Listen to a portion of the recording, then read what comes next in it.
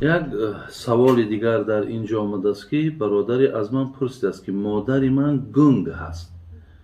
آیا مقصد طریق نماز این چگونه است؟ برادرای عزیز، من پیشتر در باب نماز مریض یک بابی را یک تای ممکن چند دقیقه در اطراف آدمانی که بیمار هستند من انشاءالله یک برنامه کردم. شاید که وای پیشتر از این سوال و جواب برای شما رسه. نماز از گردن هیچ کس ساقط نمی شود، خواه گنگ باشد، خواه کور باشد، خواه کر باشد، فرقی ندارد. برای همه اینها هم نماز وظیفه‌شان فرض است.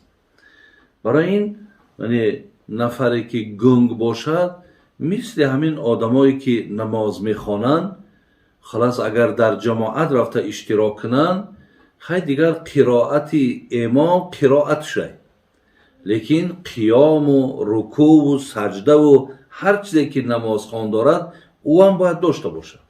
وقتی تنها گذار باشد در اینجا همون آیت‌هایی را که لا یکلف الله نفسا الا وسعها، الله مهربان میگد من از بنده مقدار همون قدرت و قوتش طلب دارم. یا الله مهربان میگه فاتقوا الله ما استطعتم، از الله بترسین همون مقداری را که قوتش دارید.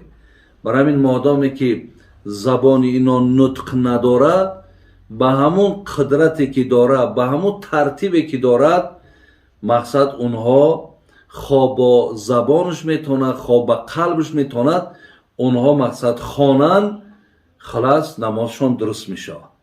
همراه چی مقداری که قدرت و قوت دارد به همون مقدار قوت و قدرت خودش باید نمازش خواند. برادر است.